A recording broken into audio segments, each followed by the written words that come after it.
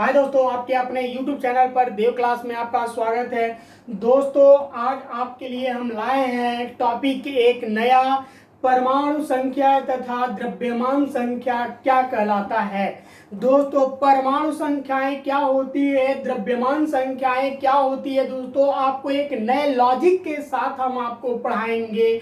आपको बहुत ही मजा आएगा दोस्तों। मजा लेते हुए आप केमिस्ट्री पढ़िए, क्योंकि कहा जाता है दोस्तों कि केमिस्ट्री विषय ऐसी बेवफा रात में रटा सुबह को सफा। तो दोस्तों आपको सफा नहीं होने देंगे। बहुत ही लॉजिकली रूप में आपको आज हम बताएंगे कि परमाणु संख्या क्या होता है, परमाणु द्रव्यमान संख्या क्या होता है। ठीक है दोस्तों, परमाणु संख्या को ही परमाणु क्रमांक भी कहा जाता है। दोस्तों, परमाणु क्रमांक जो होता है वो प्रोटॉनों की संख्या को ही हम परमाणु क्रमांक कहते हैं। दोस्तों, धनावेशित कण के बारे में आप जानते होंगे।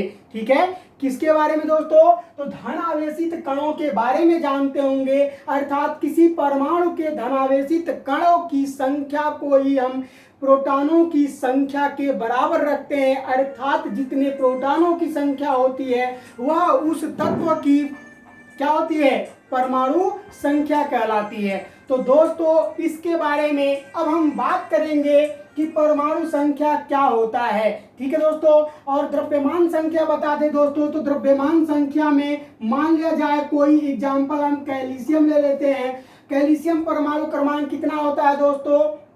20 होता है। परमाणु भार इसका 40 होता है। ठीक है, तो इसमें से हम लोग क्या करते हैं दोस्तों कि परमाणु भार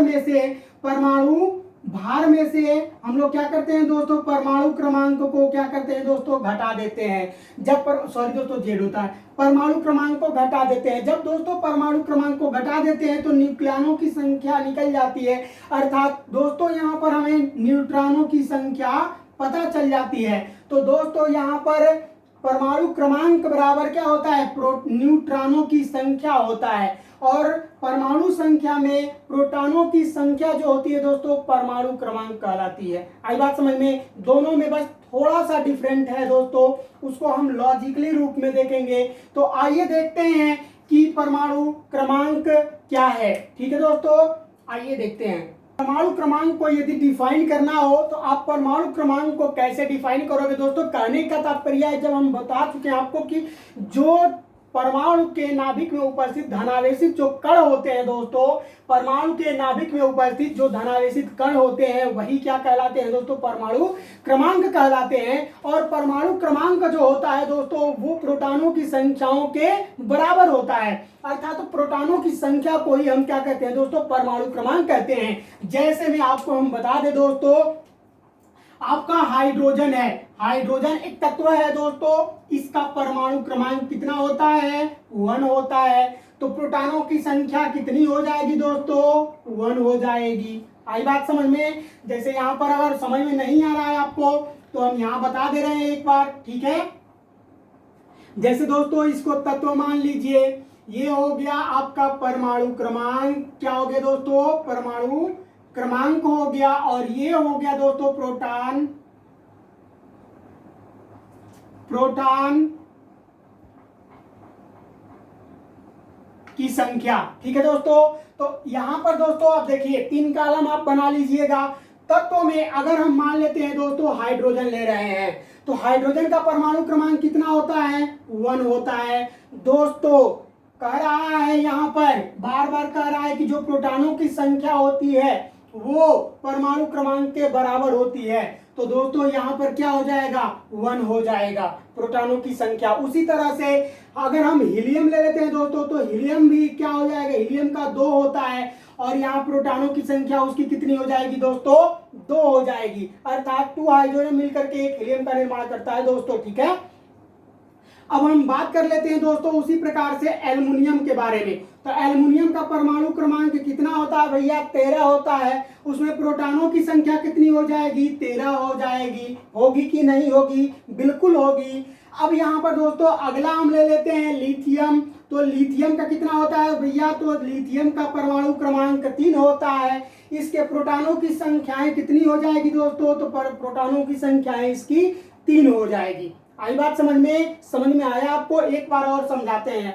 कह रहा है कि किसी परमाणु के नाभिक में उपस्थित, किसी परमाणु के नाभिक में उपस्थित, दोस्तों अगर मान लिया जाए यह परमाणु है, इसके नाभिक में उपस्थित, इसके नाभिक में उपस्थित क्या होते हैं, प्रोटॉन और न्यूट्रॉन होते हैं। नाभिक में क्या होते हैं दोस्तों, प्रोटॉन और न्यूट्रॉन होते हैं। इलेक्ट्रॉन इसके चारों तरफ निरंतर क्या करता रहता है, चक्कर लगाता रहता है। तो हमें अभी यहाँ पर बात करना है इस परमाणु के बारे में और इस धनावेशित प्रोटॉन के बारे में, ठीक है। तो दोस्तों कह रहा है कि नाभिक में उपस्थित धनावेशित कण, नाभिक में उपस्थित धनावेशित कण क्या है दोस्तों, प्रोटॉन है। अर्थात प्रोटॉनों की संख्या को उस परमाणु का परमाणु क्रमांक कहते हैं। आई बात समझ में। हाइड्रोजन जैसे में हाइड्रोजन तत्व है, उसके बाद इसका परमाणु क्रमांक 1 हो जाएगा, प्रोटॉनों की संख्या 1 हो जाएगी। मतलब कहने का मतलब ये है दोस्तों कि जितने प्रोटॉनों की संख्या होती है किसी तत्व की, उतनी ही उसकी परमाणु संख्या या परमाणु क्रमांक होता है। आई बात समझ में आपके, बिल्कुल ठीक है दोस्तों। देखिए अब हम यहाँ पर बात करेंगे द्रव्यमान संख्या के बारे में। द्रव्यमान संख्या क्या होता है, तो दोस्तों द्रव्यमान संख्या को आप कैसे डिफाइन करोगे, तो द्रव्यमान संख्या को दोस्तों इस तरह से हम डिफाइन करते हैं। कह रहा है कि एक परमाणु के नाभिक में उपस्थित एक, मान लिया जाए दोस्तों यहाँ पर परमाणु है और उस परमाणु के दोस्तों नाभिक में उपस्थित, इस परमाणु के नाभिक में उपस्थित प्रोटॉनों और न्यूट्रॉनों की संख्या, प्रोटॉनों और न्यूट्रॉनों की संख्या न्यूट्रॉनों की कुल संख्या का योग ही द्रव्यमान संख्या कहलाता है। दोस्तों कहने का तात्पर्य यह है, कह रहा है, एक बार और सुन लीजिए ध्यानपूर्वक, इसमें थोड़ा सा कॉमन सेंस आपको लगाना है। यहाँ पर प्रोटॉन और न्यूट्रॉन का क्या हो रहा है दोस्तों, योग हो रहा है। जब हम प्रोटॉनों और न्यूट्रॉनों का योग करते हैं तो आपका क्या निकलता है दोस्तों, द्रव्यमान संख्या के बारे में पता चल जाता है। जैसे हम बता दें, मान लिया जाए यहाँ पर किसी तत्व का द्रव्यमान संख्या है और ये परमाणु संख्या क्या है दोस्तों, परमाणु संख्या है और बीच में कोई तत्व है, क्या है दोस्तों, तो कोई तत्व है। आई बात समझ में। कहने का मतलब यह है दोस्तों, इस टाइप से आप लिख सकते हो, यहाँ परमाणु क्रमांक और यहाँ पर द्रव्यमान संख्या लिखते हैं कि नहीं लिख सकते हैं, लिख सकते हैं, बिल्कुल लिख सकते हैं। उसी तरह से आपको एग्जांपल में हम बता दें दोस्तों, जैसे अगर मान लिया जाए कैल्शियम है, ठीक है, क्या है दोस्तों, कैल्शियम है, तो कैल्शियम का परमाणु क्रमांक कितना होता है, 20 होता है भैया। परमाणु भार कितना होता है, अर्थात द्रव्यमान संख्या कितनी होती है उसकी, तो 40 होती है। अब यहाँ पर हमको क्या पता करना है दोस्तों, न्यूट्रॉनों की संख्या को पता करना है। तो न्यूट्रॉनों की संख्या हम क्या करेंगे दोस्तों, परमाणु क्रमांक में से न्यूट्रॉनों की संख्या बराबर होता है दोस्तों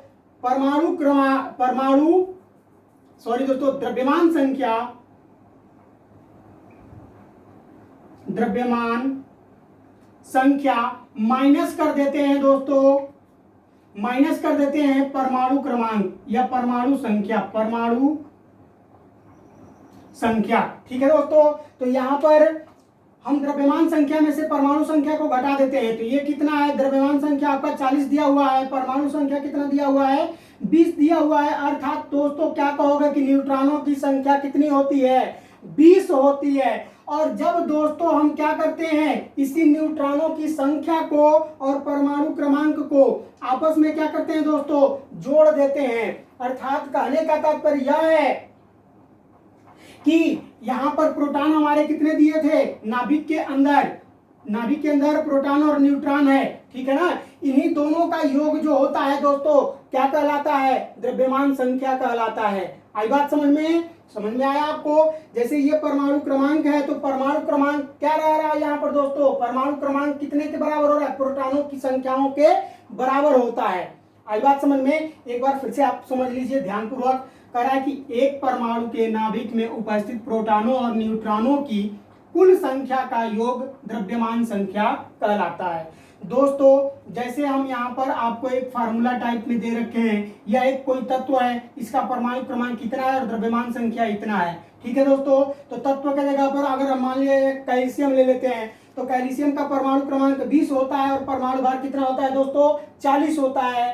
तो यहाँ पर हमें न्यूट्रॉनों की पहले संख्या निकालनी होगी। तो न्यूट्रॉनों की संख्या निकाल दिया जाए दोस्तों, तो द्रव्यमान संख्या माइनस परमाणु संख्या करेंगे। तो परमाणु संख्या, द्रव्यमान संख्या 40 है तो 40 रख दिए, परमाणु संख्या क्या है 20 है तो 20 रख दिए, तो बराबर क्या हो जाएगा 20 न्यूट्रॉनों की संख्या निकल जाएगी। अब दोस्तों यहाँ पर जब हम न्यूट्रॉन का योग करेंगे, अर्थात मान लिया जाए दोस्तों यहाँ पर कि द्रव्यमान संख्या निकालने के लिए हमें क्या करना पड़ेगा, न्यूट्रॉनों का योग प्लस क्या हो जाएगा प्रोटॉनों का योग। तो प्रोटॉन हमारे कितने हैं दोस्तों 20 है, तो ये हो गया 20 और प्लस क्या हो जाएगा आपका दोस्तों न्यूट्रॉनों की संख्या, सॉरी दोस्तों न्यूट्रॉनों की संख्या 20 निकाल चुके हैं और प्रोटॉनों की संख्या क्या हो जाएगी 20 हो जाएगी। तो दोस्तों दोनों को मिलाएंगे तो क्या हो जाएगा 40 हो जाएगा कि नहीं होगा भैया, 40 हो गया ना, होगा कि नहीं होगा, बिल्कुल होगा, बोलिए सर बिल्कुल होगा, 40 हो गया ये द्रव्यमान संख्या। ठीक है, तो इस तरह से हम आसानी से निकाल लेते हैं दोस्तों परमाणु संख्या और द्रव्यमान संख्या। ठीक है दोस्तों, अगर ये वीडियो आप लोगों को पसंद आया हो तो इस वीडियो को लाइक करें, हमारे चैनल को सब्सक्राइब अभी तक नहीं किए हैं तो चैनल को सब्सक्राइब कर बेल आइकन का बटन दबा दें ताकि हर नोटिफिकेशन आप तक पहले पहुंच जाए। दोस्तों इस वीडियो को बनाने में बहुत मेहनत लगता है दोस्तों, आपकी एक लाइक से कुछ नहीं होगा दोस्तों, एक लाइक आप जरूर कर दें और मनोबल हमारा बढ़ाएं लाइक करके। दोस्तों कमेंट बॉक्स में आप कमेंट करके जरूर बताएं कि क्या आपको अच्छा लगा, क्या आपको बुरा लगा, तो उसका सुधार हम और करेंगे। दोस्तों जहां पर आपको टॉपिक नहीं समझ में आ रहा है आप जरूर कमेंट बॉक्स में कमेंट करके बताइए ताकि और हम अपने आप में सुधार लाएंगे। दोस्तों अगला टॉपिक आपको हम पढ़ाएंगे समस्थानिक और समभारिक। धन्यवाद दोस्तों, बेस्ट ऑफ लक।